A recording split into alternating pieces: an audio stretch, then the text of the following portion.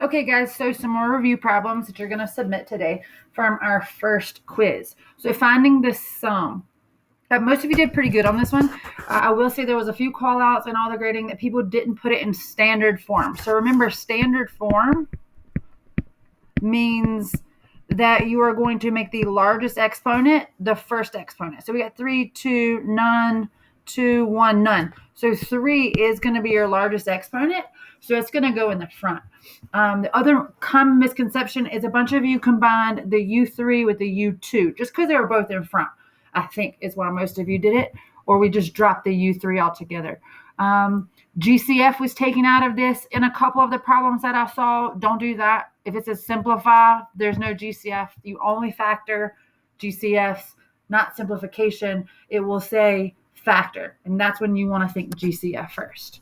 Okay, so you could do this linearly, like looking at your like term. So this guy's to the third power, this guy's to the second, this guy's to the second. And because of that addition, you can pretty much just ignore the parentheses because you're just combining like terms at this point. So we said 4u to the third is our highest exponent. So we took care of that one.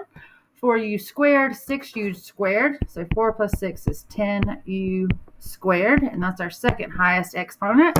Then we have a negative 2u by itself. It has no friends. So we take care of that one. And then our constants of a 2 and an 8. So it's going to be 10. And again, so standard form 3, 2, 1, none as far as your exponents. And you're just combining like terms. So this would be the correct answer to simplify by finding the sum. Rectangle. So perimeter is the sum of all four sides. So if I have its length is 5x squared plus 3x plus 6, it's a rectangle, so that's going to happen twice. And then our width is 7x plus 9. And realistically, which side you put those on, it doesn't really matter. It's just the idea that you know that they repeat, because perimeter means I'm walking around the entire side. So this length plus this length plus this length plus this length. And depending on how your brain works and where you are with your distributive property and addition versus multiplication, you could also write 2 times 5x plus 3x plus 6 plus 2 times 7x plus 9. So this would be the same thing as listing these all the way out. If you decide to list them all the way out, I would suggest the vertical method because that gets really long horizontally. And to keep everything straight is going to be pretty tough for most people, unless you're really neat. Okay, and then we have our 7x plus 9 and 7x plus 9. So then we can just work straight down and add, because perimeter, again, is the sum of all four sides. So 6 plus 6 is 12 plus 18, so it should give us 30 as a constant. So 7 plus 3 is 10, and we're doing that twice. So that's 20. And then 10x squared, because again, you're just combining like terms. You don't want to turn it to 10x to the fourth power, because that's not how exponential laws work. So when we're adding, we're just putting exponents together. Like this is a family name. Like x squared is the family, x is the family, and no exponent is the family. I'm sorry, no variable.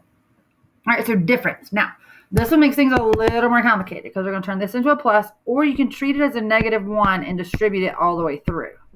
But the most important part is this is now a 7x to the fourth that's positive. It's a positive 5, and it's a positive 9x.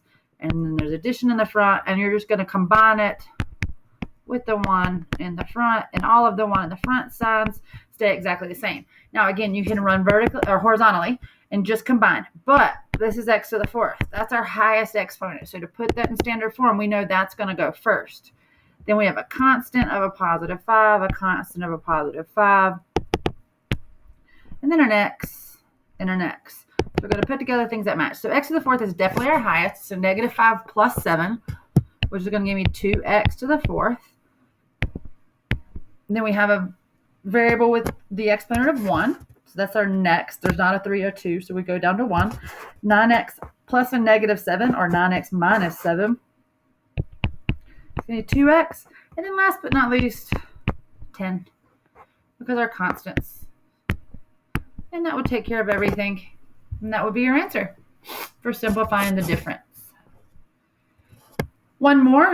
This one was a little different because this was a negative with a negative. So that was the trick in that guy to make it stand out. This one, there's no negative in the first term, but we're still going to distribute that all the way through. And we end up with a negative 2w squared, about put plus, minus or plus a negative 3w plus 6. And then we're going to combine that with our top one. Because then at that point, once you distribute, again, it becomes addition. So 4w squared minus 4w minus 8. And you're just carrying these symbols that were with it to begin with. And then we'll combine our like terms. So negative 2 and 4 are going to be positive 2. Negative 3 and negative 4 is a negative 7. And positive 6, negative 8 is a negative 2. And so that would be simplifying by finding the disparate. So again, simplifying, not factoring. So no GCF, nothing after that. This is it. You just did the work it's asked for. All right, guys, that's all we're going to do for today.